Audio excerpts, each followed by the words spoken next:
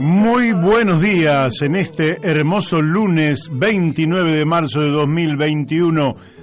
Todos y todas bienvenidas a La Brújula por Radio La Luna, en un día que nos marca que son las 12 horas y 8 minutos. Quiere decir que hemos empezado con un poquito de atraso, pero bueno, lo vamos a poder equilibrar a medida que vayamos desarrollando nuestro queridísimo programa. Muchas gracias a todos los que nos han saludado en el día de hoy. Estamos en nuestro programa número 257. Le damos los muy buenos días a quien nos acompaña y hace posible que esto salga a la perfección, nuestro querido operador del día de hoy, Beto Perdomo. Muy buenos días, Beto, con su poderosa hinchada. Excelente, bárbaro. Muy buenos días, Daniel de Abrantes, que está viniendo para el estudio de manera tal que en unos minutos más lo vamos a tener aquí. Buenos días, Daniel Pérez, inventor del canal de YouTube La Brújula en la Luna, compatriota uruguayo. Digo compatriota porque Daniel Pérez es uruguayo, pero la verdad que la diferencia entre argentinos y uruguayos es mínima. De manera tal que nuestro compatriota Daniel Pérez hoy nos va a hablar dentro de poquitos minutos, nos va a contar por los 50 años que pasaron desde la fundación del Frente Amplio Uruguayo. Así que le damos los buenos días a Daniel Pérez, que además es el inventor del canal de YouTube La Brújula en la Luna, en el cual usted va a encontrar 1000 reportajes que realmente, como dice nuestro amigo Miguel Pascual, son una parloteca, Es decir, usted puede realmente hacer un curso extraordinario de capacitación en temas ambientales, económicos, etcétera, si selecciona las entrevistas que hemos hecho con gente altamente capacitada, altamente prestigiosa, cuyas opiniones realmente han enriquecido a los oyentes de este programa La Brújula. Le damos los buenos días a Miguel Pascual, que está en la incubadora, en la cual se está conformando un multimedio, una verdadera asociación civil de comunicación para el bien común. No es un multimedio comercial, es un multimedio para el bien común lo que está incubando nuestro amigo Miguel Pascual. Le damos los muy buenos días a Florencia Videberri, realizadora de los flyers de difusión con los cuales nosotros promocionamos nuestro programa. Ahí salta como un... por lo menos aquí en mis auriculares, como un chispazo. Le damos también los muy buenos días a la doctora Mónica Colunga, que en Corrientes, capital, en nuestra querida y hermosísima e injusta, muy injusta provincia de Corrientes, hace posible que muchos correntinos nos estén escuchando a través de Radio Fénix, FM 92.1 MHz, y como siempre también algún chaqueño que nos está escuchando del otro lado del Paraná. También le damos los muy buenos días a Gustavo Figini, Elvio Yadanza y Alberto Muñoz, que son los que han hecho posible que se nos escuche en Uspallata, Mendoza, a través de Radio La Paquita FM 88.9 MHz. Quien quiera llamarnos, y ya tenemos la primera comunicación, al teléfono de la radio es el 44 43 74 24.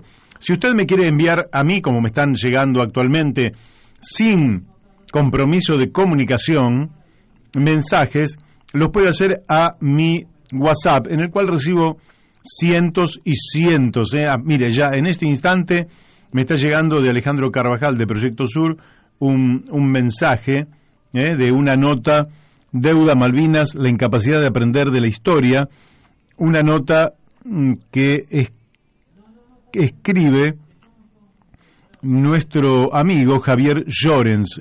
Javier, ya lo hemos sacado, mire si me llueven los WhatsApp, pero si usted quiere me manda un WhatsApp al 11 62 97 99 05. Si no lo anotó, 11 62 97 99 05. Me dice, y si podemos, adelante. Y si no podemos, porque tenemos muchos invitados. En el día de hoy no solo va a estar Daniel Pérez, Daniel de Abrantes, sino que además vamos a estar hablando con nuestro amigo Julio Gambina, porque están trabajando nada menos que en un proyecto político emancipador, es decir, un nuevo proyecto político emancipador en la Argentina. ¿Qué le parece? Me parece que valía la pena que lo entrevistáramos. 12:30 aproximadamente vamos a estar hablando con él. Me siguen llegando WhatsApp y les agradezco a todos. Y después, en la segunda hora, vamos a estar hablando con el doctor Marcelo López Mesa, cómo reconstruir la confianza pública en el Poder Judicial. Tema central, ya hemos estado hablando con nuestro amigo Gabriel Alejandro Cantón sobre una propuesta de reforma de procesal, reforma en el Código de Procedimientos de la Justicia Penal. Todo para ver cómo reconstruimos la confianza pública en el Poder Judicial. ¿Qué les parece? Ahí me manda Ariel Burgos del Movimiento Social 21 un mensaje. Y ya estamos en contacto con Daniel Pérez. Daniel, muy buenos días, ¿cómo te va? Buenos días, Mario, buenos días a la querida audiencia de La Brújula por Radio La Luna.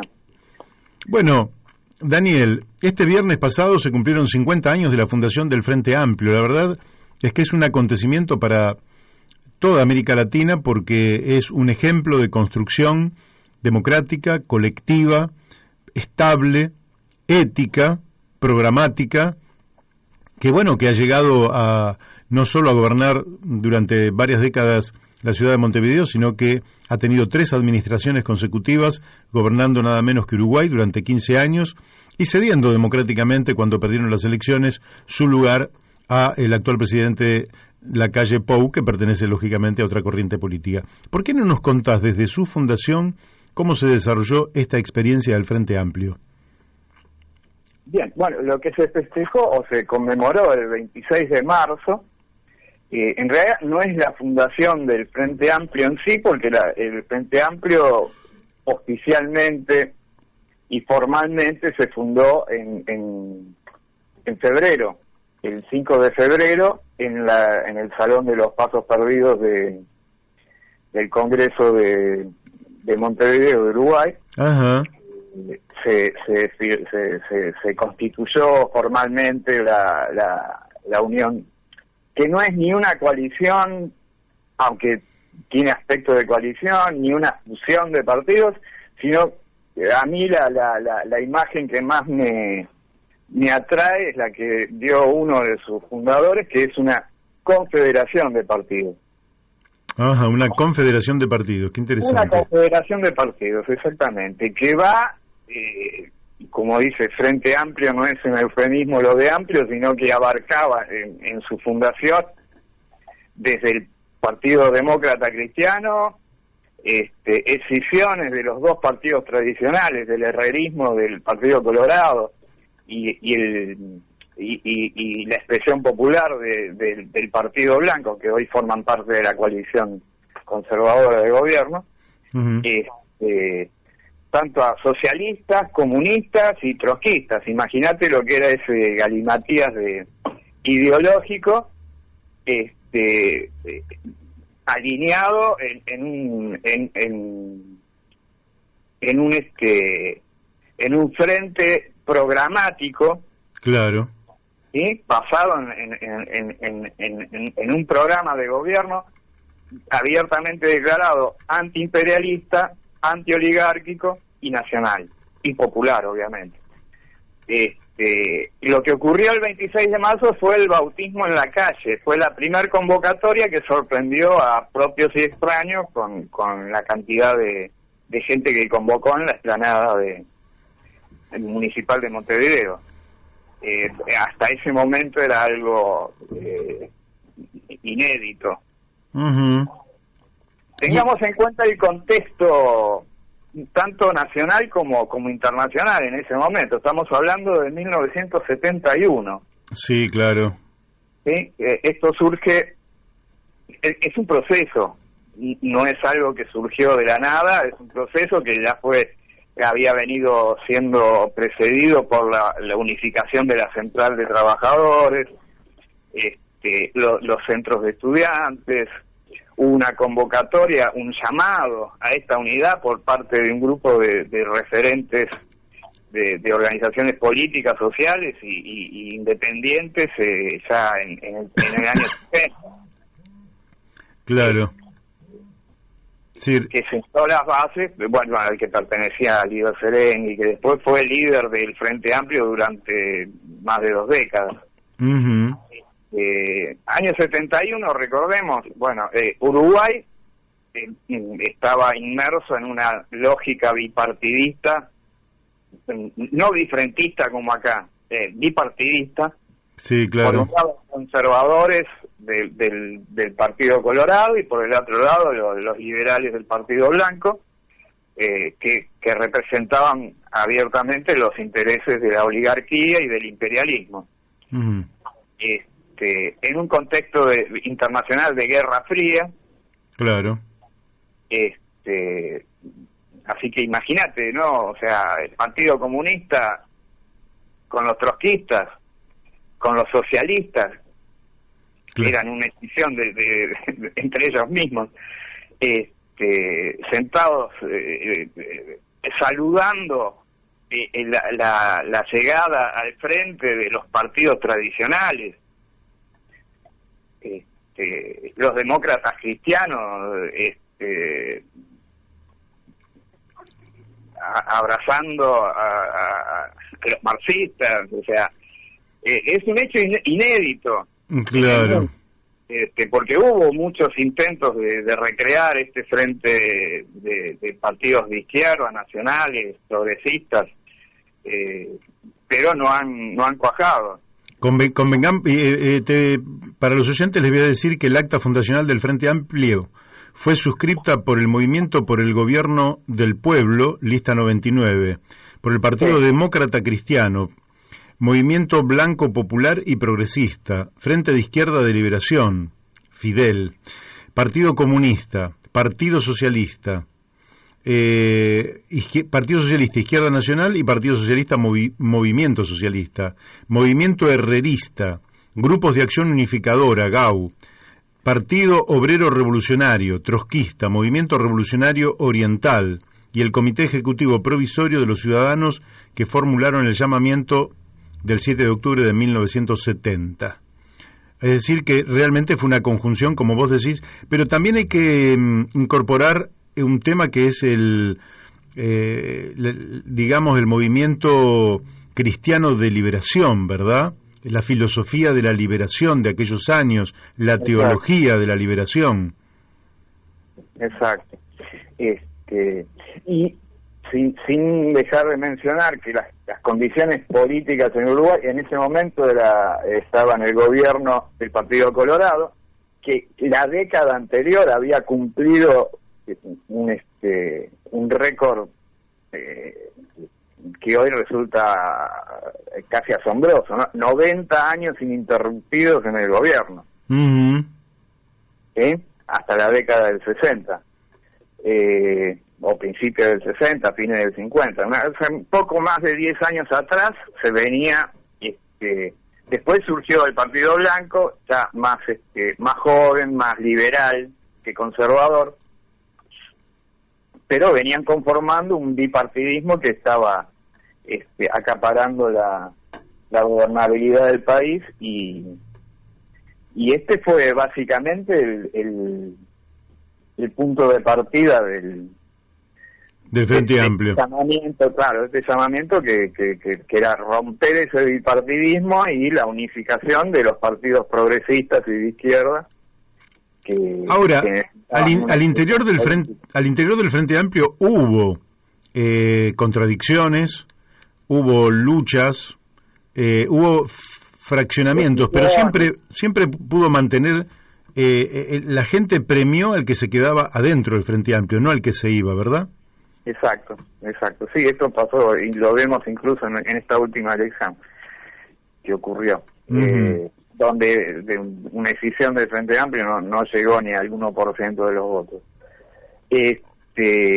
Pero bueno, pasaron muchas cosas desde el 26 de marzo del 71 hasta la historia reciente del Frente Amplio. Entre esas cosas, una dictadura militar, cuyo primer objetivo, o uno de sus primeros objetivos, era la desaparición de este Frente Amplio y bueno, incluso la desaparición física y el encarcelamiento de sus dirigentes, ¿no? Claro. De hecho, Oliver Sereni, en la primera elección, luego de la caída de la dictadura, estuvo proscrito. Frente Amplio llamó a votar en blanco, voto nulo. Recién en 1989 tuvo su primer gran éxito electoral, aunque venía creciendo evidentemente en fuerza, en votos, en fuerza electoral. Recién en el 89, cuando ganó la intendencia de Montevideo, Tabaré Vázquez. Ajá, claro. Que la gana el mismo año que los socialistas en Rosario. Claro, exacto, sí, 1989. Luego de eso, incluso Tabaré Vázquez tuvo dos elecciones fallidas, una, la última, que llegó al balotaje y perdió el balotaje, y recién en la tercera elección pudo el Frente Amplio llegar a la presidencia de Uruguay. Y después cumplió tres periodos, 15 años, donde se intercalaron Tabaré Vázquez, Mujica y nuevamente Vázquez, que fue el último presidente antes de esta última elección, que ganó la coalición multicolor formada por el Partido Blanco y el Partido Colorado y otros partidos. Lo que mostraba la política en general es binaria, es decir, siempre se tiende a que haya dos polos, porque es además lo que garantizaría la posibilidad de triunfo a uno de esos dos polos. Al mismo tiempo, la realidad es un poquito más compleja que la existencia de dos polos, y en los países atrasados, dependientes, como son los de buena parte de nuestra América del Sur, en realidad deberían existir tres polos. Un polo que está más vinculado a los intereses extranjeros, más colonial, más vinculado al comercio exterior, a las importaciones, exportaciones, etcétera, estudios de abogacía que defienden intereses extranjeros, de multinacionales, contadurías, estudios de todo tipo. Después tendría que haber una suerte de burguesía nacional, de capas medias, más o menos acomodadas, pero que son un poco más vinculadas al mercado interno, y después las clases trabajadoras y las clases populares, lo que hubiera dado lugar a tres partes. Ahora, en Uruguay se dio. ¿Por qué pensás que en la Argentina nunca se pudo dar un fenómeno parecido? Y esa es la pregunta del millón de bitcoins. No sé cómo poder desnudar el fracaso de esta unión. O sea, vos mismo, como dirigente político, has luchado por la unificación de la izquierda, de los progresistas, en una tercera alternativa, y ha sido, no te digo estéril, pero una lucha ardua que no se ha podido concretar hasta el momento. Bueno, en algún momento, desde claro, que te conozco, en algún momento pareció en la Argentina, en un momento pareció que alrededor del partido intransigente se iba a crear una cosa parecida. Más adelante se pensó que podía ser el Frente Grande, no fue. Más adelante se pensó que podría ser Proyecto Sur, no fue. Más adelante se pensó que podría ser el FAP, el Frente Amplio Progresista, no fue. Es decir, es como que aquí el ciclo de vida de esos terceros espacios equivalentes a lo que sería el Frente Amplio Uruguayo, en lugar de durar 50 años, como ha durado el Frente Amplio Uruguayo, y que se plantea durar otros 50 años por delante, aquí da la impresión de que dura 2-3 años y después se cae. Claro, es como te digo, no es una coalición electoral. Claro. Es una confederación de partidos alineados y estrictamente alineados detrás de un programa de gobierno, de un proyecto programático, que eso es lo que aparentemente está faltando acá. Además de que no podemos restarle importancia a las personas que conforman estos espacios, a la psicología, a la ética y a los intereses personales puestos en segundo plano en beneficio de este armado político, este espacio político que tiene objetivos claros, ¿no? Y siguen siendo los mismos, populares, antiimperialistas y antioligárquicos. Daniel, llegó Daniel de Abrantes. Te va a hacer una pregunta. ¿Qué tal, Dani? ¿Qué tal, Dani? No es el eco. Che, no, un tema... yo sé que hubo alguna denuncia en algún momento por temas de corrupción dentro del Frente Amplio, pero sí también convengamos que ha sido un espacio que históricamente ha estado cruzado por la austeridad y por la transparencia. Y por personajes que levantaron la ética como una bandera, ¿no? Porque tanto Tabaré Vázquez como el Pepe Mujica y como Líbar Seregni han pasado a la historia uruguaya como figuras admirables y venerables, ¿no? Más allá inclusive de la mirada política, ¿no? Esto también me parece que este blindaje que de alguna manera han logrado ha sido otro de los elementos que le ha permitido esta articulación de tantas fuerzas y la persistencia en el tiempo. No sé qué opinas. Sí, no, por eso decía, los liderazgos han tenido una vital importancia en que esto siga persistiendo en el tiempo y que tenga proyección a futuro. No olvidemos que el Frente Amplio sigue siendo la primera fuerza política del país, a pesar de no haber ganado las elecciones y de perder el balotaje frente a una coalición. Detentó el 40% de los votos, muy lejos del segundo.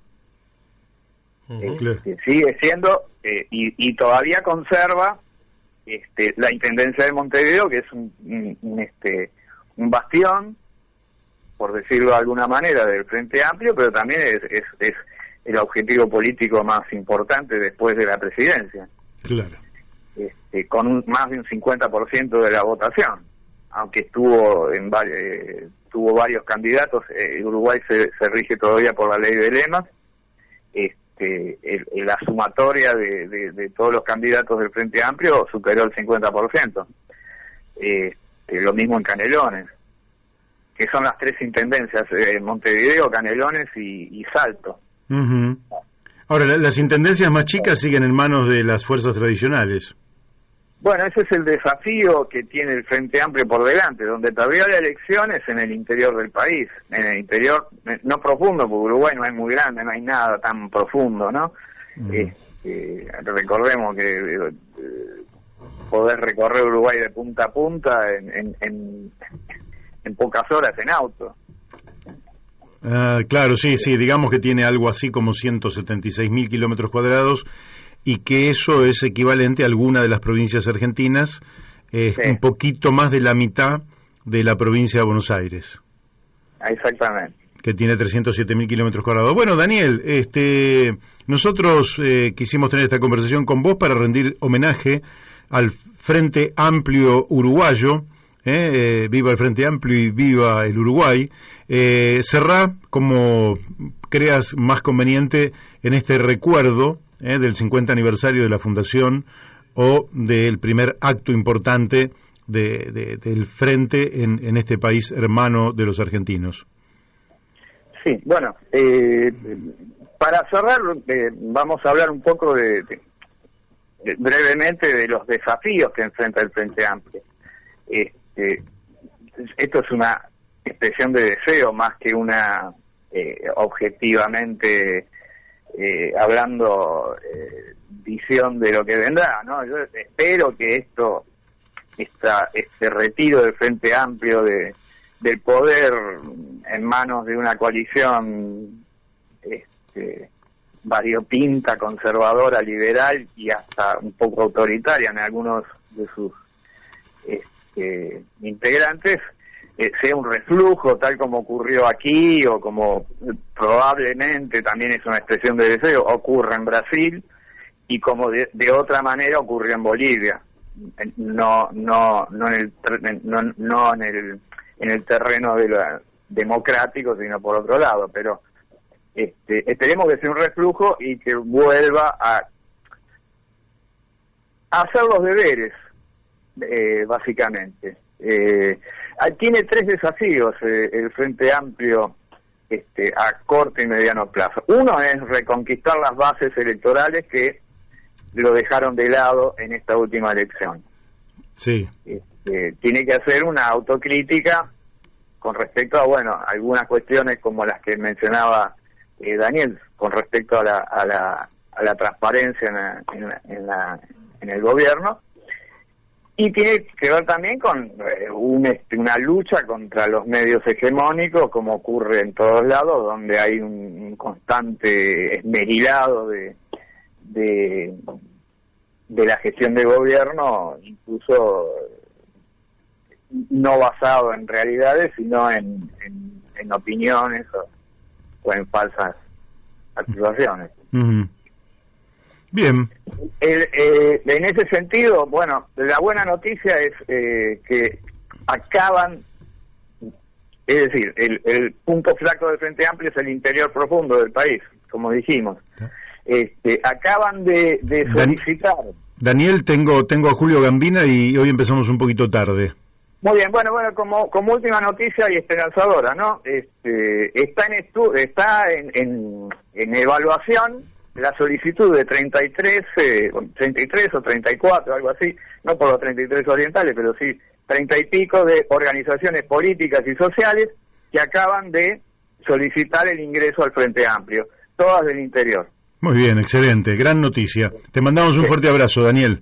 Un fuerte abrazo para todos y saludos a Julio, un abrazo grande también. Bárbaro, hemos hablado con Daniel Pérez y ya estamos en contacto con nuestro amigo. Me dicen acá, faltan unos segundos, así que Daniel, ¿todo en orden? Todo bien. Saludos a los oyentes, saludos a mis queridos viejos que están escuchando, a mi papá que se está reponiendo de una dura enfermedad. Fuerte abrazo para Pepe. Así que, viejito, te mando un abrazo grande desde acá.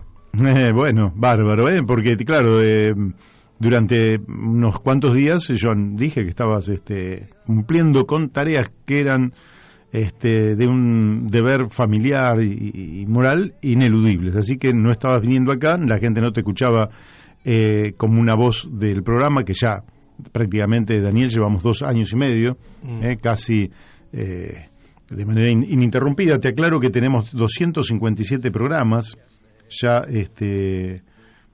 realizados, con 1000 entrevistas. Realmente, ya no se puede decir que lo nuestro aquí sea algo que no tenga enraizamiento profundo, y un programa que ha venido creciendo desde el inicio, despacito, pero ha venido creciendo y crece siempre, todas las semanas. Y ya entonces sí, ahora estamos en contacto con nuestro amigo Julio Gambina. Julio, muy buenos días, ¿cómo te va? Muy buenos días, Mario, un gustazo hablar contigo. Igualmente para nosotros. Bueno, la motivación en el día de hoy es que me llegó un documento por un nuevo proyecto político emancipatorio. Dentro de los firmantes estás vos, y creo que el documento tiene la profundidad, la importancia y la actualidad como para que se le dé el máximo de difusión. Entonces te queríamos preguntar, sobre todo para los oyentes, ¿en qué consiste este documento o este llamamiento o convocatoria que ustedes están haciendo? Mirá, creemos que hay un lugar vacío en la política, en primer lugar en Argentina, pero me animo a decir a nivel mundial. Hace falta una alternativa política, un proyecto que entusiasme a las trabajadoras, a los trabajadores, a los pueblos, un proyecto que articule lo que hoy es la lucha feminista, la lucha ambientalista, la lucha de las trabajadoras, los trabajadores, en un proyecto político emancipador. Digamos, que supere el debate que hay en cada elección de que hay que optar por lo menos malo o que hay que discutir el neoliberalismo. Nosotros creemos que hay que discutir el capitalismo, digamos. Que si vos te pones a discutir la pandemia, bueno, atrás está el capitalismo. Si querés discutir la salud, atrás está el capitalismo. No alcanza con la crítica al neoliberalismo que privatizó la salud, sino que hay que poner en discusión el proyecto político, económico, civilizatorio, social del orden capitalista. Por eso, en el documento hablamos de que hay una convergencia de crisis. Hablamos de que estamos en una crisis histórica del capitalismo y que esta crisis histórica da lugar a una crisis social que trae aparejado inestabilidad política.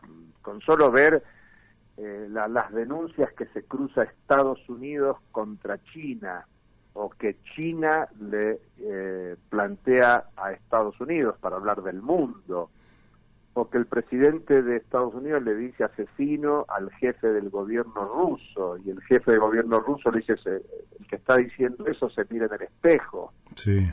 Hablando de un Biden que ni bien asume, bombardea un país, y supuestamente es un demócrata que viene a desandar el camino injerencista de un republicano como Trump. Entonces eso muestra que estamos en un mundo muy complejo, es algo más que una crisis a la que estamos asistiendo al sistema mundial. Y en Argentina todo está atravesado por la grieta famosa, pero hay que superar los niveles de la grieta y construir una nueva identidad en el plano de la política argentina. Vos y yo que somos de larga trayectoria en la política, en otra época discutíamos programas y había diferencias dentro de los partidos, pero había peronismo, había radicalismo, comunismo, socialismo, democracia cristiana, y cada una de esas categorías o identidades representaba cosas. Estabas de acuerdo, en desacuerdo, podías hacer hasta alianzas entre esos partidos. Hoy ya no es el tema está identificado con personas. Hoy el presidente es Alberto, la vicepresidenta es Cristina, el principal opositor es Mauricio, la Pato o la Carrió, o sea, son nombres propios. Y entonces, pero ¿cuál es el programa que está atrás de cada quien, atrás de cada cual? Entonces hace falta discutir un nuevo proyecto político. En primer lugar, en la Argentina, nos preocupa juntar a la Argentina. A ver, hubo un tiempo en que los socialistas en 1896 se constituyeron en partido. Bueno, es un momento fundacional. Hubo un momento fundacional del radicalismo, incluso empezó en lo que podríamos llamar la era constitucional con Irigoyen y el proyecto de ascenso de los sectores medios a la participación política. Asociado a la Revolución Rusa y a tradiciones de inmigrantes con las ideas del marxismo, surgió el Partido Comunista y todo un programa. Luego tenés el 17 de octubre del 45 con el peronismo como identidad de masas, de trabajadoras y trabajadores, donde ya no pesaba tanto la inmigración sino lo local. Bueno, nosotros creemos que la crisis actual es tan grande que hay que refundar algo. Y ese algo le llamamos proyecto político emancipatorio. Por lo tanto, es una convocatoria amplísima a gestar algo nuevo, que recoja lo nuevo que hay. Entre otras cosas, el latinoamericanismo que se ha desarrollado con mucha fuerza en este siglo XXI, por las experiencias cubana, venezolana, boliviana, nicaragüense, salvadoreña, y bueno, y las luchas de los pueblos la articulación que hubo en América Latina en torno a UNASUR, la CELAC, la lucha contra el ALCA. Bueno, todo eso constituye lo que para nosotros es el latinoamericanismo, que contacta con las luchas históricas de Mariátegui, del Che, lo que representa la Revolución Cubana. Bueno, eso hay que ponerlo en valor en la actualidad, pero también la lucha feminista, para nosotros es un tema muy importante. El movimiento feminista ha dado una lucha y para nosotros tiene un triunfo cultural muy grande. Hoy hasta en nuestras familias ya no se puede, no solo no se debe, sino no se puede ser machista como tradicionalmente lo hemos sido o lo seguimos siendo, porque cada tanto a cada uno de nosotros le aflora ese machirulismo tradicional que hay en la sociedad. Entonces hay que aprender de esa nueva expresión de la lucha política, de la lucha de clases, que es el feminismo o el ambientalismo. Claro. Pero que por ahora son todas luchas no necesariamente articuladas. Nosotros creemos que eso tiene que articularse y por eso hemos emitido un documento que habrás visto, es relativamente corto, porque nos interesa abrir un debate. No es un documento cerrado, es un documento abierto a la convocatoria para que lo suscriban personas, mujeres, hombres, jóvenes, viejas, viejos, y que a partir de ahí nos reunamos. Claro, ahora está la restricción del distanciamiento o del aislamiento. Así es. Pero bueno, nuestra intención es por lo pronto juntarnos virtualmente y en la medida que podamos ir haciendo reuniones más pequeñas, de carácter presencial, para dar nacimiento a algo nuevo. Siempre se habla de que hace falta algo nuevo y creo que en la Argentina evidentemente hace falta algo nuevo para salir de esta situación de decadencia. Solo un tema que en lo que estamos juntos desde hace muchos años. La Argentina ya tiene cuántas décadas, casi medio siglo de subordinación al tema estratégico que es la deuda pública externa argentina. Julio, en negociación. Un horror, pero ahora podemos volver sobre eso. Vos hacías un raconto de la irrupción, lógicamente, de sectores a la vida pública del país. El socialismo en 1896 se organiza como partido con una naciente pero creciente clase trabajadora, las amplias capas medias que van a irrumpir con trabajadores y otros sectores, ¿verdad? En 1916, a través del irigoyenismo, 17 de octubre del 45, el peronismo, fruto también del fraude patriótico, de aquel vacío que se había generado, de aquella insatisfacción en vastos sectores de la población y una creciente clase trabajadora fruto de la industria de sustitución de importaciones. Ahora, en esta decadencia que vos acabas de mencionar de los últimos, digamos, 5 décadas, sí. Lo que se va a producir es una suerte de decadencia, a veces en forma más abrupta, otras veces con una declinación más suave, a veces con una pequeña recuperación, pero con una tendencia ineludible a la decadencia y a la disolución.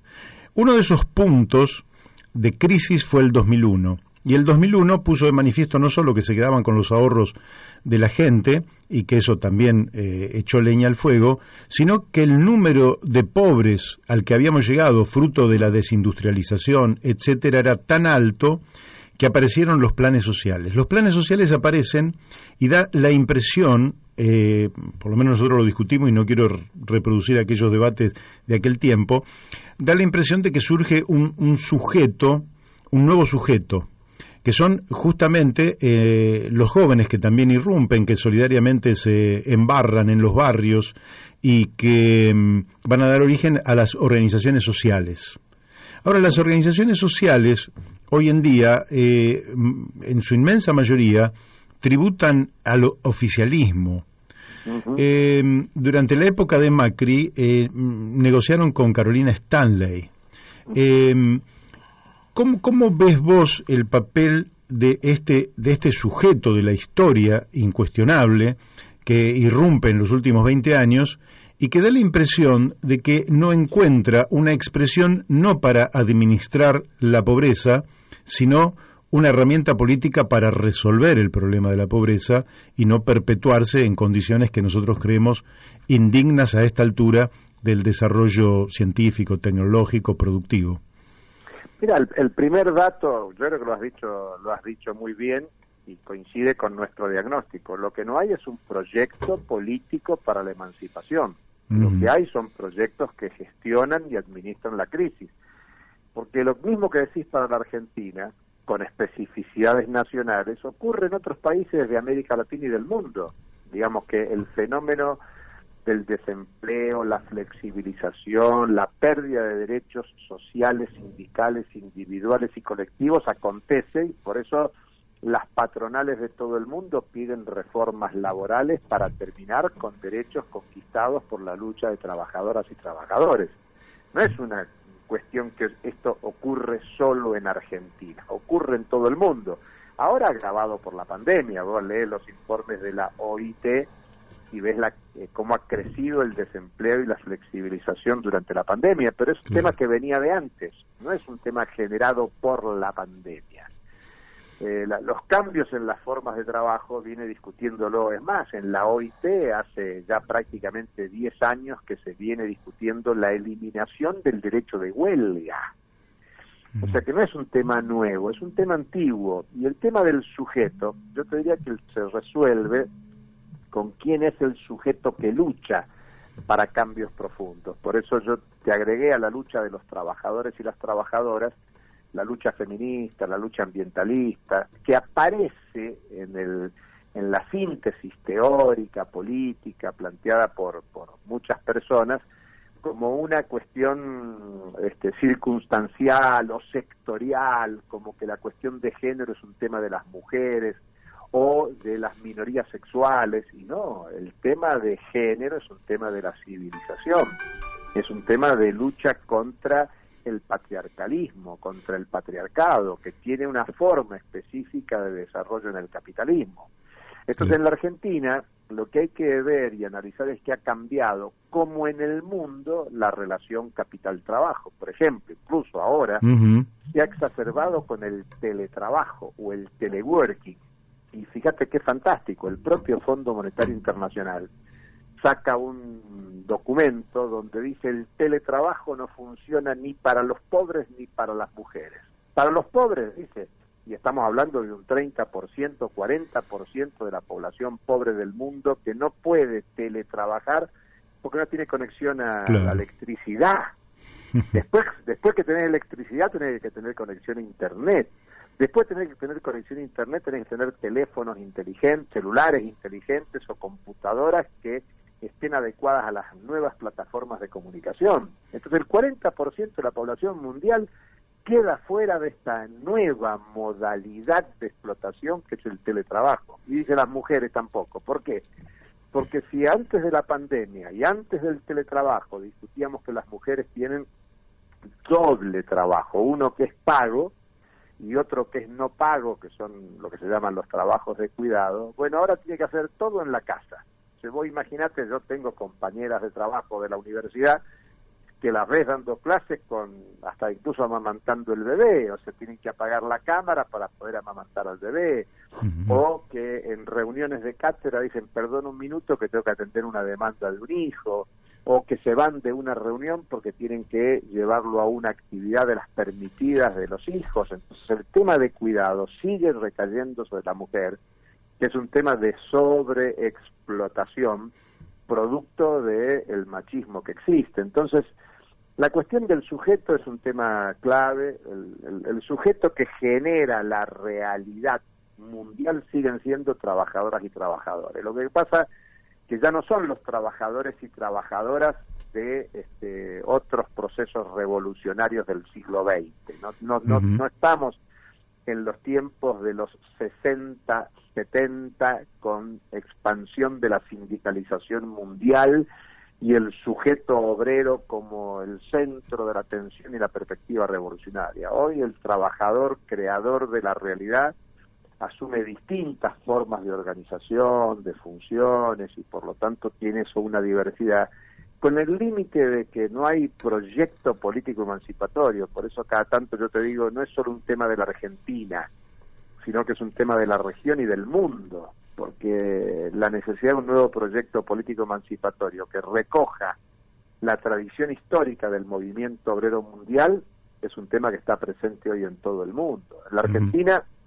necesitamos reagrupar al movimiento obrero, por ejemplo, pero el movimiento obrero no es solo actuante en sindicatos, como bien señalás, está en movimientos territoriales, en movimientos sociales, en empresas recuperadas, en cooperativas, en movimientos sociales con reivindicaciones en la lucha por el hábitat, por ejemplo. Entonces, el sujeto tiene esa diversidad, tiene que ver con las transformaciones del orden capitalista, y lo que falta es un proyecto político que le dé perspectiva a ese movimiento. Si vos querés, hagamos una simplificación histórica. Cuando Marx y Engels le encargan que escriban el Manifiesto Comunista en 1848, el movimiento obrero existía, por eso empieza en el manifiesto diciendo un fantasma recorre Europa, el movimiento obrero comunista, la idea de una nueva sociedad, un cambio social. Bueno, lo que hace falta hoy es, si vos querés, remedando y con respeto de aquel magnífico crítico, panfletario, propagandístico, político, como fue el manifiesto, hace falta un manifiesto de esta época, que nos dé perspectiva de lucha emancipatoria, no el tema de cuál es la lista para la elección de este año, que también en esta convocatoria, un nuevo proyecto político, si pudiéramos organizaríamos una lista también, porque en definitiva la disputa política tenés que darla en todos los escenarios posibles, incluido el electoral, pero bueno, quizás el espacio electoral es el espacio que está planteado por las clases dominantes para reproducir la lógica de dominación. No en vano, vos tenés los principales líderes políticos del mundo cuando te plantean, lo dicen los demócratas y republicanos estadounidenses, la perspectiva es el capitalismo y la democracia occidental. Bueno, Julio, la lógica que ellos tienen. Buen día, Julio. Daniel de Abrantes te habla. ¿Cómo estás? ¿Qué tal, Daniel? Qué gusto. Alineado con lo que estabas diciendo, bueno, primero que yo saludo el documento, lo he leído con mucha atención y me he encontrado coincidiendo con el contenido en su totalidad, te diría. Pero yo agregaría un par de cosas que también nos vienen preocupando y venimos discutiendo desde estos micrófonos y que tienen que ver con esto último que estamos charlando, y que yo lo enmarcaría, ¿no?, en las acciones del sistema para desmontar todos los dispositivos que con mucha tarea el pueblo o sectores del pueblo van construyendo, y de repente, viste, los terceros espacios o los espacios que plantean una lucha alternativa al sistema tienen una vida efímera en la Argentina. Sí. Y también se está produciendo otro fenómeno, y es que el sistema, a través de mecanismos económicos, eleva a esa franja de privilegio, ¿sí?, a buena parte de la dirigencia política sindical. Hoy tenemos sindicalistas ricos y obreros muy pobres. Y también nos ocurre en el plano, digamos, de la política, donde coincidimos con muchos compañeros en el discurso, pero después vemos, viste, que un buen sueldo en el Estado, en una posición de confort y de poder, van distorsionando o van vaciando de contenido esos discursos con hechos que no se alinean con ese discurso, ¿no? Claro. Entonces, ahí me parece también que hay que replantear una nueva ética de la militancia política y de la construcción política, ¿viste? No todo vale. No, es correcto. Incluso te diría, eso es parte de la estrategia de dominación. Recién Mario mencionaba el tema de los planes sociales. Claro. Pero yo estoy de acuerdo que todos luchemos por tener un ingreso, porque vivimos en un es una sociedad mercantil y si no tenés dinero en el bolsillo no podés comprar alimentos, vestimenta, no podés resolver necesidades más inmediatas. Eso está fuera de discusión, sí. Bueno, pero al mismo tiempo eso es parte de una estrategia. No te olvides que los planes sociales masivos, el año pasado hubo IFE para casi 10 millones de personas. Y todo empezó con el plan Jefas y Jefas de Hogar en el 2002, que incluso mal copiaba una propuesta que nosotros militamos en la calle, como el plan de formación, de formación, de trabajo y formación, de empleo y formación, que empujó la CTA con una campaña masiva para que todo el mundo tuviera ingreso. Pero las clases dominantes lo toman y luego usan eso como clientelismo, es lo que pasa con muchos movimientos sociales que terminan siendo clientes del Estado, y entonces eso frena la conflictividad. El gran objetivo del plan Jefas y Jefas de Duhalde fue contener la conflictividad del movimiento piquetero que había emergido como un sujeto popular organizado en la lucha cotidiana.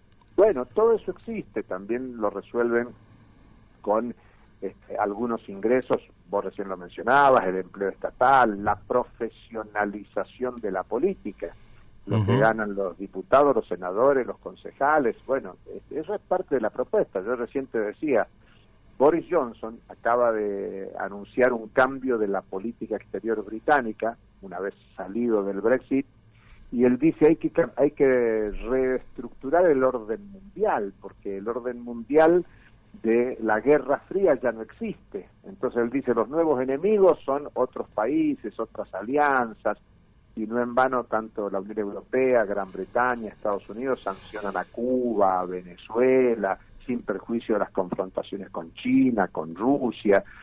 Digamos que esa es la estrategia del poder en la Argentina y en el mundo. El tema es, vos dijiste una propuesta ética. Yo también estoy de acuerdo con lo ético, pero más que una propuesta ética, lo que hace falta es una propuesta política, de voluntades, mujeres, hombres, jóvenes, viejos, niños, si vos querés, que asuman conscientemente que hay que construir una sociedad alternativa, otras relaciones sociales.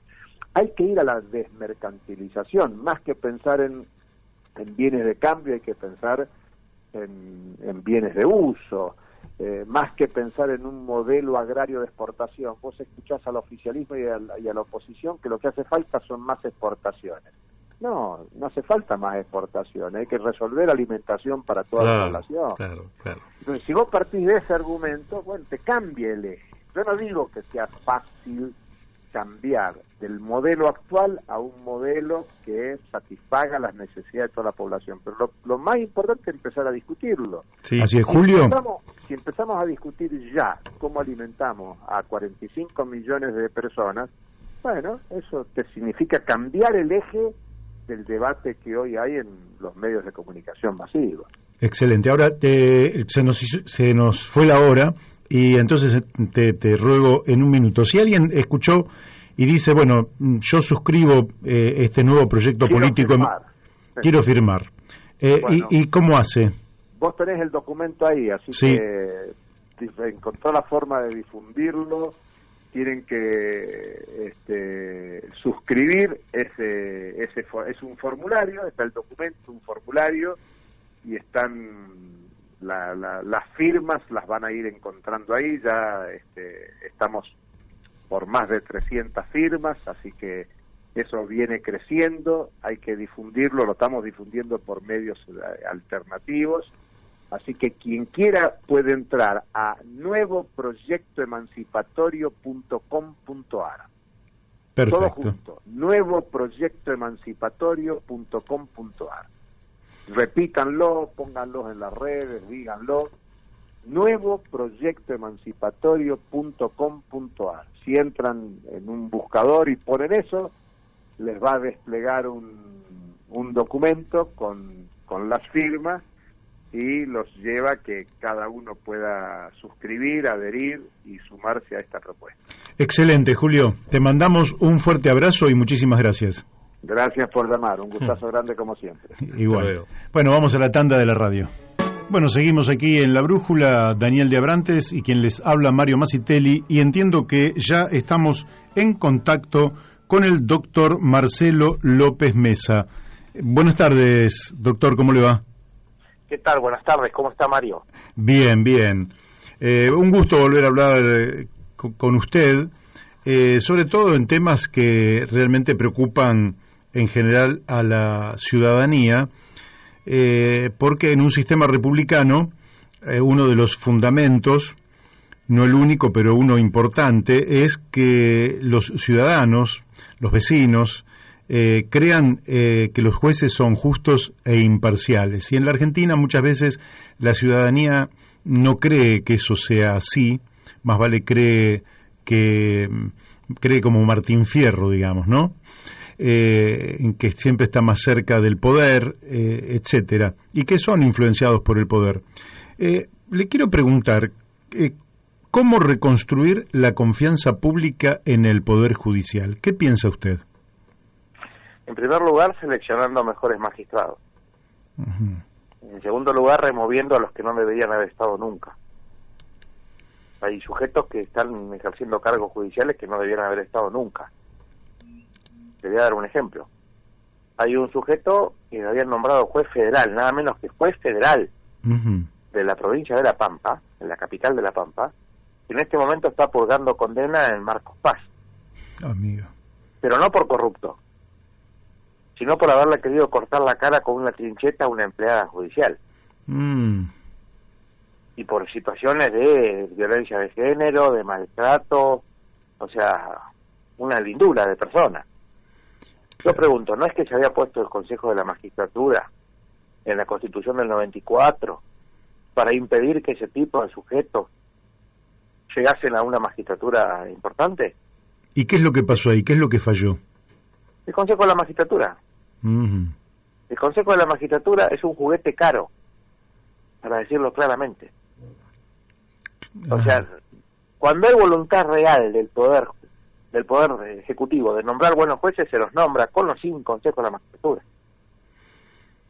El tema está que el Consejo de la Magistratura debiera evitar que personajes que no superarían un test más psiquiátrico o psicológico más o menos serio terminen en esos cargos, porque para esos cargos hay que no solo saber derecho es importante, pero mucho más importante es saber interactuar con la gente, saber tener ideas claras, no dejarse influenciar, no dejarse atemorizar, no vender una sentencia. Sin embargo, hay gente que salta esos obstáculos que le han puesto el Consejo de la Magistratura facilísimo. Y después cuando ejercen los cargos pasan estas cosas. No es un caso aislado, ¿eh? ¿Lo puedo llamar por su nombre? Sí, cómo no. Marcelo, ahora, el Consejo de la Magistratura hace una suerte de preselección que luego envía al Poder Ejecutivo. El Poder Ejecutivo elige dentro de la terna que le envían, usted corríjame por favor, y luego aprueba el Senado, de manera que da la impresión de la cantidad de filtros deberían ser suficientes como para decir que esa persona ha superado la mirada del Consejo de la Magistratura, del Poder Ejecutivo Nacional y del Senado de la Nación. Así es. ¿Y cómo es que entonces se producen estos fallos tan graves? Usted sabe cuando una persona está por concursar para un cargo de esos, la cantidad de manos que debe de estar. ¿Usted sabe lo que es el besamanos? Por eso yo no me presento a concurso. Bueno, independientemente de que no me presento a concurso porque no me interesaría de vuelta ser camarista, yo ya fui camarista. Pero amén de eso, no me presento a concurso porque no me gusta ese tipo de cosas. Nunca lo hice. Las 2 veces que yo concursé, las 2 veces gané para camarista. La primera vez me robaron, así de fácil se lo digo, porque salí primero en el Consejo de la Magistratura y el Ejecutivo mandó el pliego del número 3. Claro. Que a los 18 meses se le jubiló, porque fue para eso, no para ejercer el cargo, sino para jubilarse. Y cuando ya le dieron el acuerdo, me llamaron a mí, subrepticiamente, para ofrecerme el cargo que había dejado vacante esa persona, que era jueza de primera instancia, y la ascendían a camarista. Y nunca entendieron por qué yo dije que no. Yo digo, ¿cómo voy a aceptar el cargo de una persona a la cual yo le gané en buena ley el concurso, que deja el cargo para irse a un cargo superior, y yo voy a aceptar que ella me revise a mí los votos, los fallos? Claro. No, pero usted no entiende, dice, son 18 meses, esta mujer se va a jubilar, ya sabían que se iba a jubilar. Está 18 meses, se hace conocer, que yo, y en 18 meses le damos el cargo, o sea, en 18 meses me dan el cargo que yo gané ahora. Una cosa así sería. Claro. O sea, este tipo de cosas pasa muchas veces. Las ofertas del Consejo de la Magistratura, conozco varios casos de gente que ha salido ganador en un cargo y que le han dicho, mira, hagamos una cosa, vos bajate de esta y te damos el que viene, que es en el pueblo de al lado. Ahora, todo esto remite, digamos, a una cuestión, porque usted habla de besamanos, habla de justamente esta manipulación en la designación en función de intereses privados, absolutamente. Uno no puede dejar de mencionar que lo que se ve es corrupción. Esto es una carrera de embolsados más que un concurso, lo que suele haber. Porque la gente tiene 2 o 3 tramos directamente. Primero tiene que prepararse para rendir el concurso. Concurso, medianamente, una persona que más o menos conozca del asunto. Si no hay nada raro, como la vez pasada, que un consejero, un jurado, mejor dicho, un jurado del Consejo de la Magistratura de Chubut, que es un sujeto muy particular, por lo tanto, zafaroniano a morir, puso dentro de el temario, el offer, las particularidades de la Constitución de la provincia de Chubut. Fue un tema que hubo que sacar, porque era un escándalo. Ajá. Entonces, todos estos condimentos, la gente no lo sabe. Claro. Entonces, ¿qué pasa? Uno tiene que, si uno tuviera que presentarse a rendir, a mí me han llamado varias veces para que me presente a rendir. Yo, comedido, embajadores que siempre falan, mirá, ¿por qué no te presentás? Porque en el fondo el hecho de que yo tenga esta actitud ante el Consejo de la Magistratura en alguna medida no le sirve. Que yo diga estas cosas que nadie dice. Claro. Entonces mejor sería que yo me presente, por ahí eventualmente gane, y yo tenga un cargo y no puedo abrir más la boca. Eso sería mucho mejor para mucha gente. No, pero sería más útil que siguieran esta actitud, ilustrando a los oyentes, al ciudadano de a pie, que es fundamental, porque sin conciencia del ciudadano de cuáles son sus derechos y de cuáles son los defectos del sistema, tampoco puede corregirlos, ¿no? El tema es así, la gente, como para que usted entienda cómo es esto, que es una carrera de embolsado. La gente se prepara para rendir el concurso. Va el día de la entrevista, rinde el concurso, y ahí viene el tema de las observaciones, la entrevista. Hay casos de puntaje de entrevistas que han sido escandalosos. ¿Por qué? Porque la nota, la gente cree que el examen es el que define. No, señor. El examen escrito, o el examen oral en algunas provincias que la hay, pero el examen escrito en el Consejo Nacional, es uno de los puntos. Después van el tema de los antecedentes, que muchas veces son analizados, evaluados de un modo muy particular. Y después viene el tema de la entrevista. Las 3 cosas componen el puntaje. Usted no se imagina la cantidad de variables que se pueden usar para alterar los resultados de la prueba escrita. Uh-huh. Entonces, el tema de las entrevistas. Cuando la gente ya más o menos está bien colocado en el examen, empieza a hacer todo el besamano de las entrevistas, para que la entrevista no los perjudique. Bueno, supongamos que hizo todo eso bien y que hizo asados en su casa y que invitó a los que tenía que invitar a comer y que agradó y que invitó a tomar café y que fue y pidió y rogó y todo eso, que es normal. Uh-huh. Normal por lo menos con la mecánica actual. Y en ese caso pasó, digamos, en un buen puntaje y entró en la terna. Después viene el tema de las ternas, porque no es cuestión de solamente entrar en la terna. Después vienen las variables de mantenerse en la terna. Porque después el Consejo de la Magistratura, si hay nuevas vacantes en el mismo cargo, a veces incorpora las nuevas vacantes a esa terna, y entonces el que estaba número 17, por ahí termina entrando. Porque no son los 3 que ganaron el concurso para todas las ternas, si son 5 o 6 cargos, son para la primera.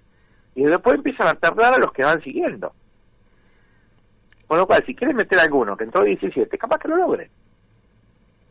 Es temerario esto que nos está informando, porque esto pone en cuestión la habilidad y la capacidad y la honestidad del Consejo de la Magistratura en la designación de los mejores profesionales para el ejercicio de los juzgados.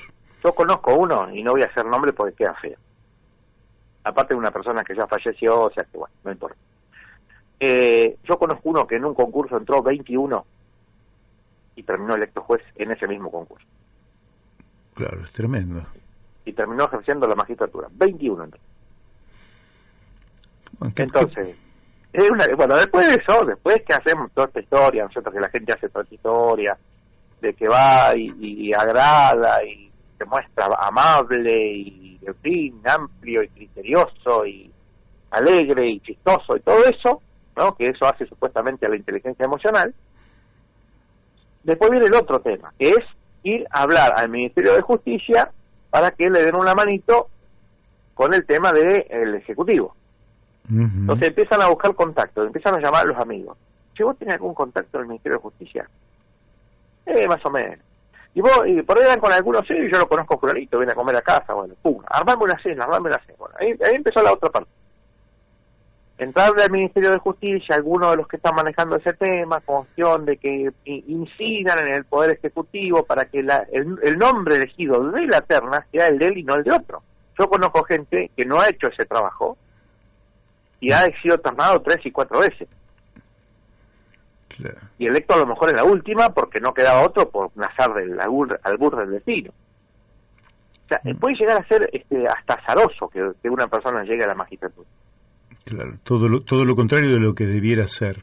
Claro, y lo que sí le aclaro una cosa, para llegar hoy en día a un cargo importante en la magistratura hay que tener una resistencia a la frustración digna de, no sé, una persona que es marín o que está en una guerra. Porque si uno es una persona honorable, una persona que tiene cierta imagen de sí mismo, que no digo que sea una persona ególatra, pero que sea una persona, digamos, que se respeta a sí mismo, no toleraría varias de las cosas que tiene que pasar para llegar a ser juez. Claro. En muchos casos es terrible. Yo he visto cosas que... Cuando no tiene viento a favor, cuando tiene viento a favor, yo he visto entrevistas que son una pantomima. Porque le hacen una pregunta que ya la persona la conoce, contesta esa pregunta y ya está todo bien. Qué bárbaro. La gente no lo sabe. No, claro, ni yo lo sabía porque efectivamente nunca participé de ninguna de esas reuniones. Y yo soy un tipo que está en la vida política de este país hace muchos años, pero esto, así como usted lo cuenta, ni yo lo sabía, aunque lo podía sospechar. Yo el primer concurso lo gané y lo perdí, o sea, me lo robaron. El segundo concurso, me invitaron a una provincia, la provincia de Chubut, me invitaron a dar una conferencia, fui, y mi conferencia con otro amigo que iba conmigo, un gran profesor, y después de que me escucharon y todo, me invitaron a comer un asado en el colegio de abogados. Fui al colegio de abogados, estaba reunida la comisión directiva del colegio, comimos amablemente, y en un momento cuando ya me estaba yendo, me dice el presidente del colegio: doctor, ¿no le gustaría ser juez? Juez no, le digo, porque en todo caso camarista, juez no, pues ya estoy grande para ser juez, tenía 41 años, ya está, si no fui juez en su momento, ya no. Bueno, dice, ¿por qué no se presenta a concurso? Dice, porque va a haber cargo vacante. Como yo sé que en esos casos de penas y cosas así la gente se entusiasma y que a veces después los entusiasmos no duran, entonces le digo, vamos a hacer una cosa, si queda la vacante para el cargo de camarista, y si siguen queriendo que yo venga de camarista aquí, me hace un llamado y me dice que está la vacante, nada más. Y no, olvídese, porque así no quiero importunar a nadie, no quiero meterme en internas, quiero estar tranquilo. Bueno, al tiempo que me llamaron, fui y me presenté. Y gané el concurso, fue un paseo al sol directamente. Gané el concurso, incluso el Consejo de la Magistratura le puso en el dictamen que era el mejor examen rendido en la historia del Consejo.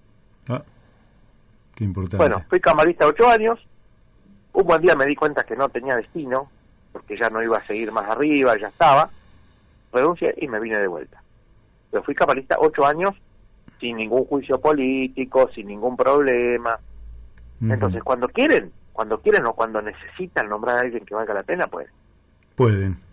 Ahora, había mucho tiempo que estaba quedando desierto el concurso, ya había habido 2 veces que había quedado desierto ese concurso y necesitaban poner uno en serio sin problema. Eso me llamaron. Claro, quiere decir que aquí la fuente del problema, esto me hago cargo yo, es el propio poder político. Claro. Que es el que designa a los jueces. Lo quiero cambiar de tema un poquitito, Marcelo. Mucho se ha hablado de lawfare e incluso en estos micrófonos hemos hablado con gente al respecto.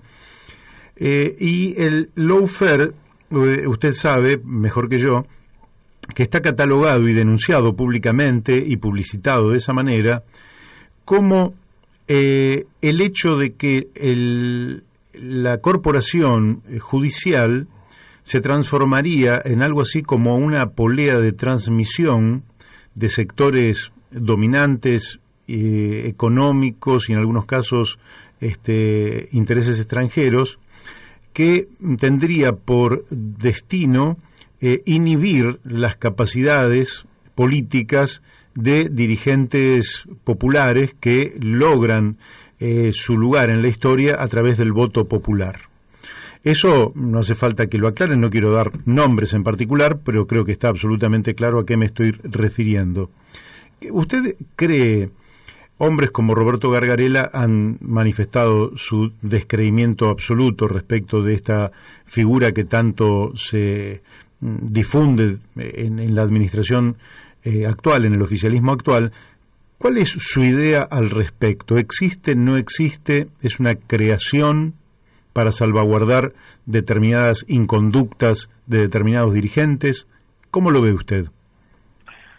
Yo raramente coincido con Gargarella. En general es un hombre que está en las antípodas de mi pensamiento. Pero en esto tengo una visión bastante aproximada a él. Uh-huh.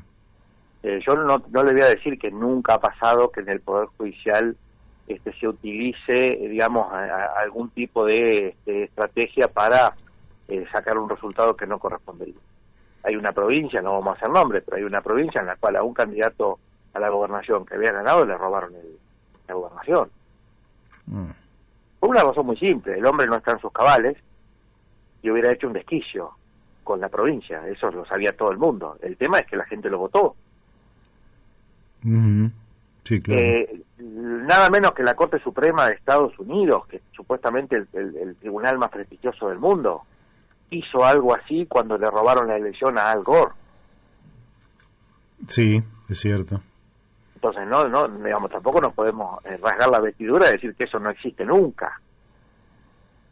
Ahora, que haya episodios en los cuales por situaciones puntuales, normalmente de intereses creados, puede haber una tergiversación de ciertas cuestiones, no significa que haya una corriente subterránea que destinada a impugnar y a sacar del juego a aquel y al otro, porque el Poder Judicial no funciona.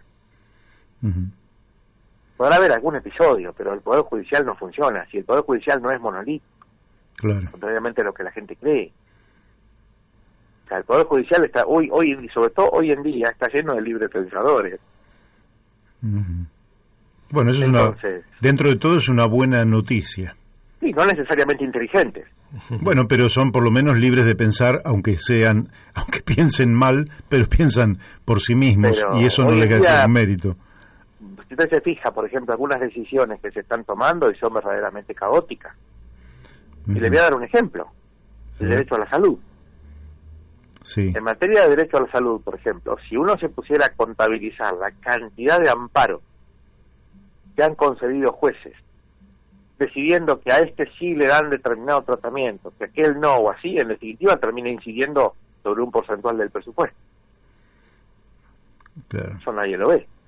Uh-huh. Entonces quiere decir que los representantes del pueblo que fueron votados para administrar recursos escasos, para asignarlos a bienes o a fines valiosos en el presupuesto, dejando de lado otros fines, quiere decir que los jueces retocan claro. la asignación presupuestaria y la hacen a su gusto. Claro, que el presupuesto es la ley, detrás de la Constitución podríamos decir que es la ley suprema, ¿no? Detrás de la Constitución y los pactos. Me le transmito una pregunta del doctor, tiene unos minutos más, ¿verdad? Sí, cómo no. Me Bien. gustaría, si me permite, antes de la pregunta, redondearle la idea para que vea Sí. lo peligroso que puede ser. Sí, sí. Hay una provincia del norte, que había un amigo mío que era juez, ya no lo es, donde me llama un día muy preocupado, me dice: mira, tengo un amparo de salud de una persona que es médica, no hay peor cliente de un abogado que un abogado, y no hay peor cliente de un médico que un médico. Porque saben medianamente de qué estamos hablando y a veces la complican. Bueno, dice, este señor tiene un problema bastante serio de salud y la obra social provincial le ofrece que él se haga un tratamiento, digamos, normal, que es el tratamiento de trasplante de médula, que lo costean íntegramente en Buenos Aires, pero el hombre se niega y dice que él quiere un tratamiento de anticuerpos monoclonal, que fue un tratamiento que inventó un argentino, premio Nobel de Medicina, César Milstein, que era de mi pueblo, de Bahía Blanca. Ajá. Que por supuesto yo lo conocí personalmente y un día me dijo, ojalá que a vos no te vaya como a mí, que a mí me obligaron a irme del país porque me dijeron que yo hacía ciencia abstracta. Qué increíble. Y terminó haciendo esa cura. Bueno, ¿qué pasa? Esa cura costaba $22.000 por mes de por vida. Entonces me dice este juez, me dice, si yo llego a hacerle lugar a esa cura, yo estoy dejando en absoluto déficit a la obra social provincial, porque te imaginas, ¿a quién le sacan? Claro. $22.000 por mes de por vida. Bueno, entonces hablamos, le dije mi opinión, que yo terminé resolviéndolo, pero fíjese usted el problema, no estamos hablando de moneda, no estamos hablando de sutileza. Estamos hablando que si los jueces hacen lugar a amparos de salud así alegremente, terminan afectando el presupuesto provincial. Uh-huh. O sea, ese es un tema del cual habría que hablar y no se habla. Claro, muy importante. Ahora sí, lo escucho. Bueno, esta pregunta la hace un abogado, el doctor Leandro Bacelo, y dice, ¿por qué los tribunales son tan amarretes en la imposición de multa por daño punitivo? De amarretes depende, porque en la mayoría de los casos el doctor tiene razón, el colega tiene razón. En la mayoría de los casos los daños punitivos son nimiedades.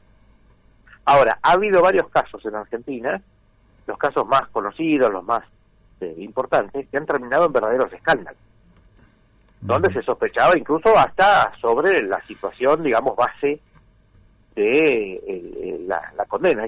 Uno de los casos más terribles fue el llamado caso Teijeiro. En el caso Teijeiro se condenó a una embotelladora de gaseosas a pagar 2 millones de pesos de daño punitivo, por un sobre de gel íntimo cerrado que fue encontrado dentro de una botella de gaseosas cerrada, de la cual el usuario reclamante no tomó. Ajá. 2 millones de pesos en el año 2011, era una fortuna. Sí, claro. Era una fortuna. Y a las madres que perdieron un hijo en esa misma provincia, la provincia de Córdoba, le daban 150.000 pesos. Yo escribí una nota durísima, me hago cargo que era una nota durísima, que la escribí con el hígado, que decía que era una situación iconoclasta, digamos. La nota se llamaba Dogmatismo e Iconoclastia. Porque realmente era dogmático esto. O sea, ¿cómo le va a dar 2 millones de pesos a un consumidor por haber contemplado dentro de una gaseosa cerrada un sobre de gel cerrado? Y a una madre le va a dar 150.000 pesos por perder un hijo. Ya no tiene ningún sentido. Algún mal pensado decía que la jueza que dio eso había sido secretaria de la madre del reclamante. Esas cosas que seguramente no serán, yo no soy mal pensado, ¿no? Pero, digamos, y bueno, ese es otro caso que es un escándalo por el daño punitivo. En un caso de Junín, de la Cámara de Apelaciones de Junín, se le dieron 7 millones de pesos a un reclamante aplicando la ley de protección del consumidor por analogía. Eso es una herejía jurídica. Usted no puede aplicar una sanción por analogía, porque quiere decir que usted la está creando para el caso. Claro. Los jueces tienen prohibido eso. Bueno, así, ha habido 7 u 8 casos en donde el daño punitivo ha sido tasado en valores o aplicado en situaciones que eran irregulares. Ahora, entonces, esas son las excepciones a la regla general de que dan 2 mangos con 50. Eso sí. Claro. Ahora, dice Bacelo, bueno, una cosa es la multa, otra cosa es la indemnización. Pero no me quiero detener demasiado en esto. Quiero preguntarle, porque yo no sé, yo le envié una propuesta del doctor Gabriel Alejandro Cantón, de juicio oral por jurados, y una propuesta de reforma judicial que tiene que ver con un nuevo procedimiento procesal penal de la Nación. Yo se lo envié, pero no tengo ninguna seguridad de que usted haya obtenido el tiempo o la posibilidad de haberlo ojeado. Yo le voy a decir lo que yo pienso, para empezar, del juicio por jurados. A ver. El juicio por jurados obviamente está en la Constitución argentina desde 1853, con lo cual tenemos que decir que no hemos aplicado la voluntad del constituyente. Ajá. Ahora bien, yo personalmente creo que la voluntad del constituyente en esta materia, en su origen, era errónea. Porque para tener un juicio por jurado tiene que tener un pueblo educado. Sí. Y en 1853, en Argentina, ¿cuánta gente sabía leer y escribir? Una minoría. Una minoría. Entonces era una locura aplicar eso. Por eso no se terminó aplicando. En segundo lugar, yo he asistido a juicios en el Common Law, di la vuelta a Inglaterra en tren hace unos cuantos años y fui parando en diferentes ciudades, en Edimburgo, en Glasgow, en Londres, y asistí en todos lados a juicios por jurado cuando yo era un abogado joven, ¿no? Me interesaba ver eso. Y asistí a juicios, digamos, con la pompa inglesa, con todo ese asunto, y después también fui a Estados Unidos y también en España, donde el juicio por jurado fue introducido, creo que en 1997. Ajá. La experiencia que yo tengo respecto del juicio por jurados es mala, sinceramente. ¿No mejora la administración de justicia según su experiencia? Para mí no. Sinceramente, para mí no. Es más, le voy a dar un dato. Estábamos hablando hoy de daño punitivo hace un rato. Mire cómo se cruzan las cosas, ¿no? Cuando uno está dispuesto a abrir la mente. Hay un caso en que la Corte Suprema de Estados Unidos tuvo que poner un límite a los daños punitivos establecidos por jurado, porque era un escándalo. El llamado caso Boeken. Boeken contra Philip Morris. Boeken era un ciudadano que había empezado a fumar a los 16 años, creo que no voy a decir nombre porque es propaganda, los clásicos, los cigarrillos tal vez más clásicos que hay, ¿no? Los de la M, digamos así, sí, sí. Y la M grande, y entonces este sujeto termina muy enfermo de enfisema, termina haciéndole juicio a Philip Morris, y un jurado popular le dio $5.000 millones de daño punitivo. Yo no sé en su caso, Mario, pero yo no conozco en mi barrio nadie que valga $5.000 millones. No, claramente. En todo caso, si usted se lo quiere dar a la ALSEC, o usted se lo quiere dar a una fundación para que por eso, pero en Argentina eso no se podría. Porque como está redactada la ley, no se puede hacer eso. Tiene que ir a la persona, digamos, reclamante. Entonces, fíjese, entonces, los jurados, qué peligrosos que pueden ser, que la propia Corte tuvo que fijar una regla. Nunca se puede dar por daño punitivo más de 10 veces lo que se otorgue de daño corporal. Igual 10 veces es una cantidad, ¿no? Claro. Es decir, en España fue un fracaso. En España, por ejemplo, fue un fracaso el tema de los jurados. Y la idiosincrasia nuestra es bastante más parecida a la española que a la de Common Law, a la de Estados Unidos o Inglaterra. Ahora, según me decía otro jurista, que el propio Alexis de Tocqueville había planteado que no sabíamos si los fallos iban a ser más o menos justos, pero sí sabíamos que el pueblo se iba a sentir protagonista en la administración de la justicia y que no iba a delegar de manera absoluta ese poder tan importante en un poder absolutamente independiente, dado que en el poder ejecutivo participaba con la elección del presidente, en el Congreso, el poder legislativo participaba con la elección de diputados o senadores, y en cambio aquí la participación la tenía que tener a través de los jurados. ¿Usted qué piensa de eso entonces? Yo que pienso que pretender revestir al Poder Judicial de un barniz de representatividad popular es un error. Yo he visto campañas en Estados Unidos de jueces que se promueven, porque en Estados Unidos, bueno, no toda la magistratura, pero una buena parte de la magistratura es electiva. Y dura un tiempo. Yo he visto campañas por televisión de jueces que se postulan a sí mismos: vóteme, haga esto, yo voy a hacer tal cosa, hice tal cosa, prometo que voy a hacer. Me pareció un escándalo, sinceramente. Aparte era una cosa que uno ve que los jueces que son elegidos de esta manera no son gente muy profunda. Más bien gente que casi uno podría llamar populista. Porque el tipo de propuestas que hacen y el tipo de presentaciones, directamente uno no ve la majestad que debería tener la justicia, un juez. Yo soy contrario a que al juez al juez haya que pedirle que la gente lo vote, porque creo que va a terminar en un desastre peor que el que tenemos hoy. Lo que hay que hacer es mejorar la justicia, es otra cosa. Entonces, si usted se fija en la experiencia, por ejemplo, de la provincia de Buenos Aires, con el juicio por jurado, ¿quiénes son los que eligen el juicio por jurado? Los que están directamente destinados a ser condenados a severas penas por un juez profesional. Entonces, ellos se tiran a la pileta. Y en muchos casos, los resultados del jurado han sido totalmente contrarios a los que dictaría un juez profesional, incluso porque el jurado a veces no aplica la ley verdaderamente. El caso del carnicero que salió a correr a 2 personas que lo habían robado y mató a una. Eso no es legítima defensa. Y el jurado declaró que eso era legítima defensa. Eso no es legítima defensa, porque la situación de agresión terminó, ya no hay defensa. Claro. Sin embargo, el jurado declaró legítima defensa. Entonces, lo que le da a eso a la gente, el hecho de que haya 12 personas comunes, digamos así, entre comillas, que sean las que resuelvan, lo que le da a la gente es una sensación de que participa en la decisión. Y entonces el sentir popular, incluso contrario al derecho vigente, se hace sentir en esa resolución. Ahora, yo no sé si eso es lo correcto.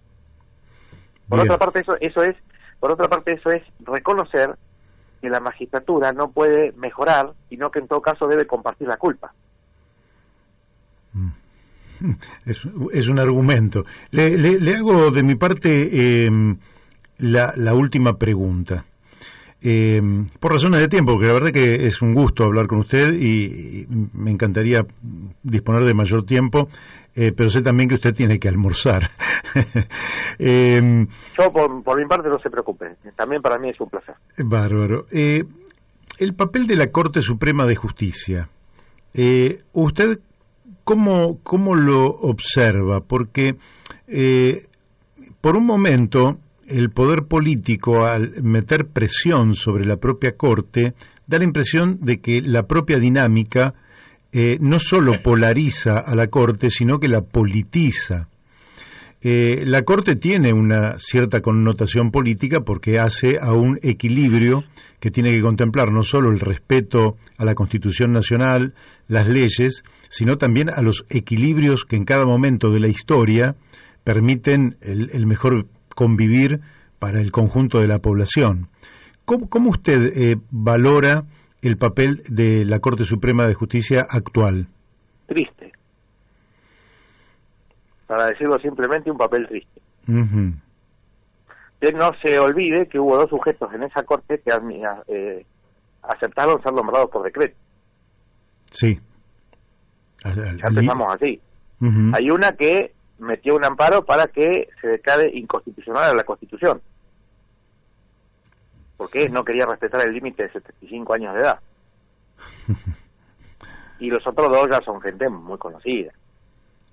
Yo creo que Lorenzetti no necesita que yo lo defina. No. Lorenzetti tiene denuncias tremendas por acciones absolutamente indebidas, ilegales, reñidas con la moral pública, y la verdad que uno no entiende cómo tiene realmente un lugar en la Corte Suprema de Justicia de la Nación. El hombre tiene acceso a información sensible. Uh-huh. Sé por qué se lo digo. De ahí deviene su poder. Claro. Pero eso es un poder extorsivo, podríamos decir. Yo no llegaría a decir tanto, pero lo que sí es el tema de la información que maneja es su gran... Además, evidentemente tiene una cierta cintura política. Sí. Pero lo que sí debo decir es lo siguiente: lo que ha hecho el poder político con este avance hacia la Corte, más que nada es, más que politizarla, es galvanizarla. Sí. Porque antes tenían enfrentamientos entre ellos día por medio, incluso graves. Había algunos ministros que no se hablaban entre ellos, que simplemente los secretarios llevaban y traían. Hoy en día eso ha pasado porque han depuesto sus inquinas personales en pos de sobrevivir. Uh-huh. Porque sabe que si se pelean entre ellos y encima tienen, digamos, en contra al Poder Ejecutivo y al Poder Legislativo, claramente no van a sobrevivir. Ahora, yo personalmente creo que la supervivencia de esta Corte le hace muchísimo mal Argentina, pero no lo digo ahora, lo vengo diciendo hace 15 años. No es que esta corte era genial y que ahora de golpe se pasó de blanco a negro completo, no es así. Yo personalmente creo que esta corte no cumplió nunca lo que se esperaba de ella y que simplemente en su momento la ensalzaron y ahora la denostan. Pero la corte no es muy diferente. Si uno empieza a mirar los últimos 15, 20 años de la corte, no hay fallos que uno diga, caramba, qué fallo impresionante, qué bien, qué bárbaro, no hay. Es una corte de relatores, básicamente. O sea, relatores porque son los que hacen los votos. El grueso de los votos los hacen los secretarios letrados, los relatores. Uno ve, por ejemplo, en otras épocas de la corte, uno ve algunos fallos que eran geniales, donde se veía la pluma de que los había redactado. Ejemplo, el caso Saguir y Dib, que fue el primer caso en el cual se declaró que la limitación de que no se podía donar órganos más que entre consanguíneos era inconstitucional. Ajá.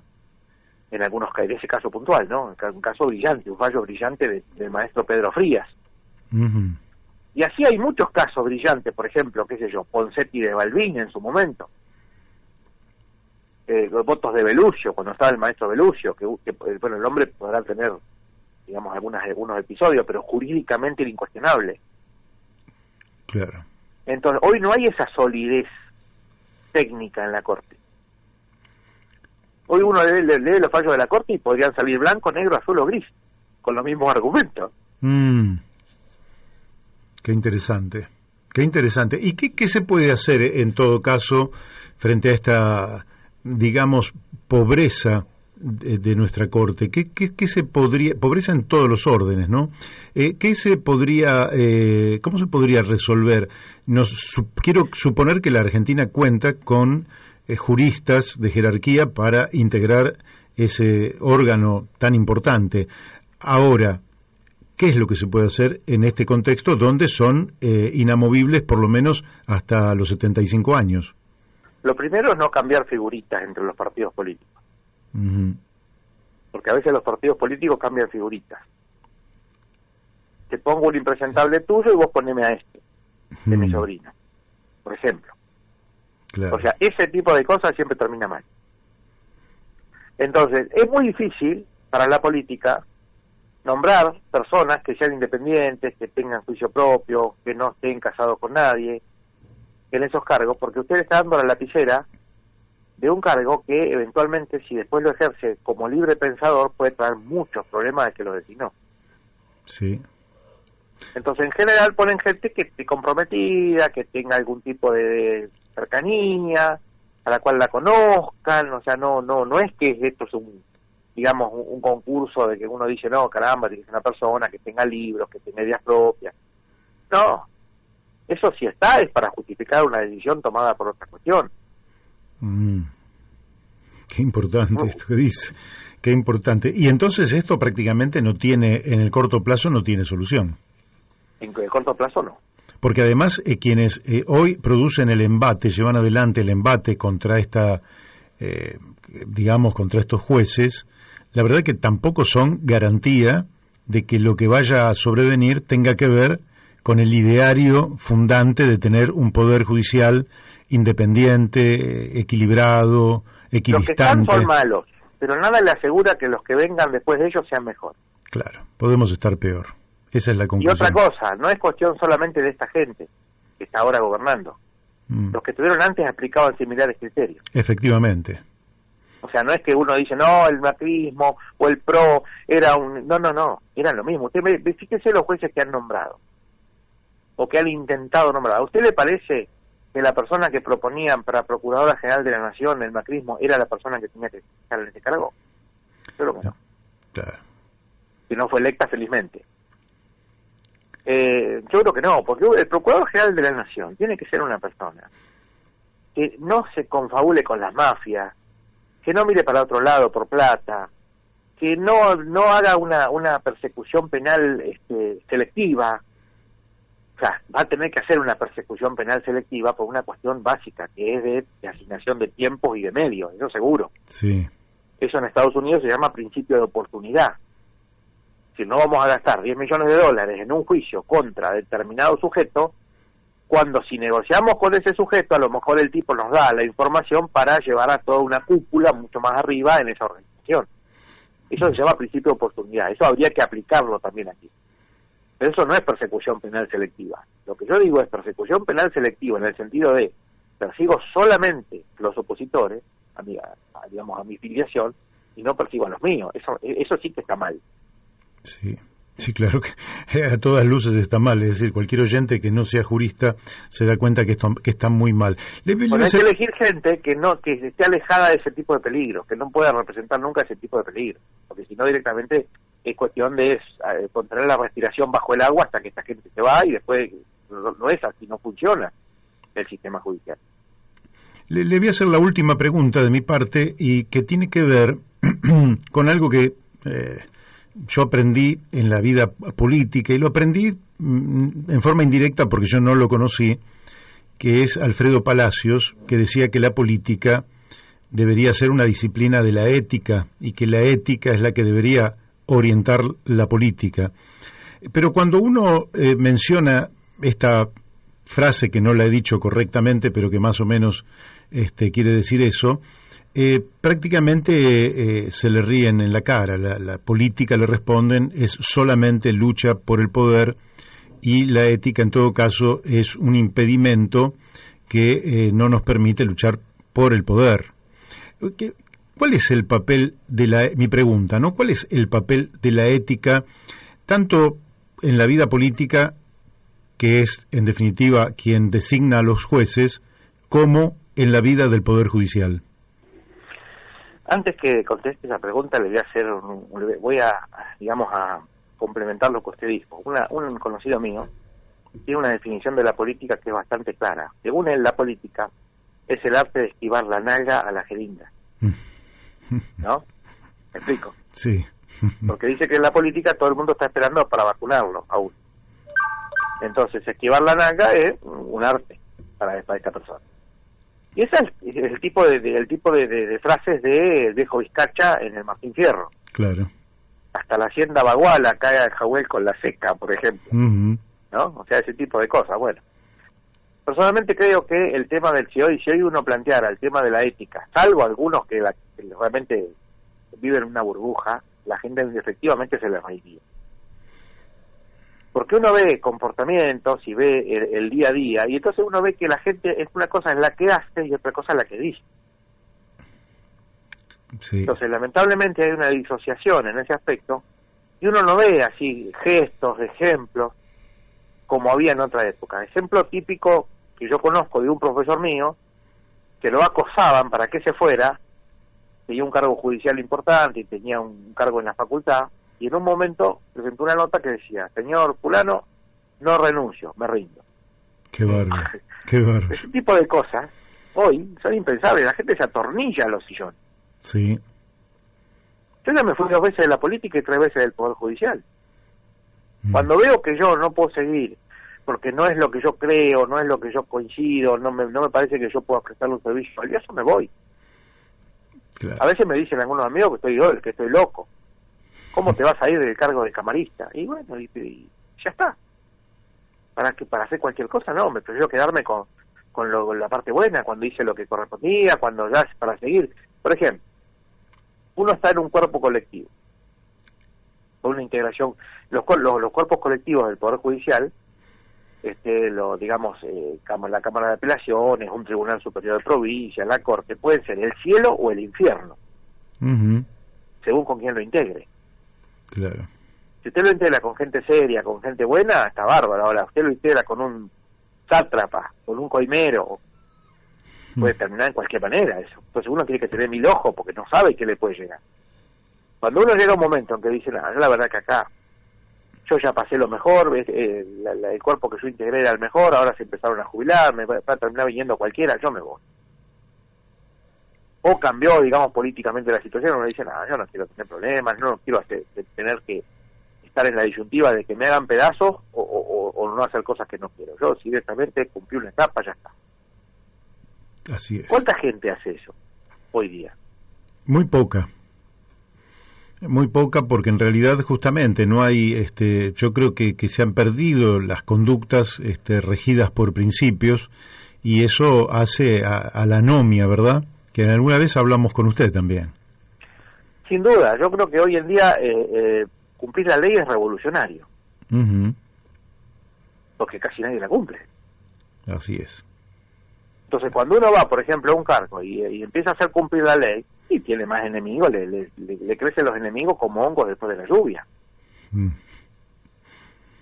Porque, aparte, por ejemplo, qué sé yo, desde cosas tontas. Por ejemplo, en el estacionamiento del Poder Judicial. Normalmente, que los poderes judiciales que están organizados tienen un lugar donde está asignado quién estaciona en cada lado. Entonces dice, Cámara de Apelación Civil, Cámara de Apelaciones, supóngase tres lugares para la Cámara de Apelaciones, tantos para la Corte, cuando coinciden en la misma ciudad, tanto para el juez de ejecución penal, en fin, lo que fue, lo que son más, digamos, más importantes. Sí. Nunca falta algún pelagatos que se tenga algún ataque de importancia y venga y le estacione en el cargo, por ejemplo, en el lugar de la Cámara de Apelación. Y le aclaro que yo iba caminando a mi trabajo, a mí no me importaba, porque yo no llevaba mi auto. Pero por ahí venía un viejo camarista, el viejito Velázquez, que estaba conmigo, por ejemplo, doctor, me han ocupado el lugar. Y uno preguntaba, y a lo mejor era un juez de primera instancia que no tenía el menor derecho a estar ahí, porque encima capaz que el juez penal, y uno llamaba, le decía, y no, yo tengo tanto derecho como usted no sabe leer, ¿no vio que decía Cámara de Apelación? Bueno, entonces, ¿qué hice? Cuando recién llegué al cargo de camarista, al tiempito fui presidente, y entonces a la segunda vez que llamé a esta persona y le dije eso, mandé a buscar la grúa municipal y le saqué el auto con la grúa. Nunca más tuvimos problemas. Bueno, eso es el ejercicio de la autoridad y de la fuerza. Marcelo, el tiempo se nos ha ido, le agradezco muchísimo la amabilidad que ha tenido de atendernos durante toda esta hora del programa. De mi parte le mando un fuerte abrazo, y si usted quisiera decir algo que cree que se le ha quedado en el tintero, con todo gusto lo escuchamos. Simplemente agradecerle por este espacio, por la inteligencia de las preguntas, que ha sido un diálogo muy constructivo, y sobre todo decirle a la gente que no tomen lo que yo he dicho como un mensaje de desánimo. Yo personalmente creo que esta situación tiene salida. Lo que pasa es que hacerse cargo del problema es empezar a solucionarlo. Mientras uno ignora los problemas o los esconde, no lo va a solucionar nunca. Así Entonces, para poder solucionarlo, primero hay que conocerlo. Bueno, intento eso, difundir una situación que no se conoce o se conoce poco. Muy bien. Bueno, hasta siempre, y ha sido un gusto. Un placer. Saluda a la audiencia. Gracias. Bueno, hemos hablado con el doctor Marcelo López Mesa. Ustedes lo han escuchado.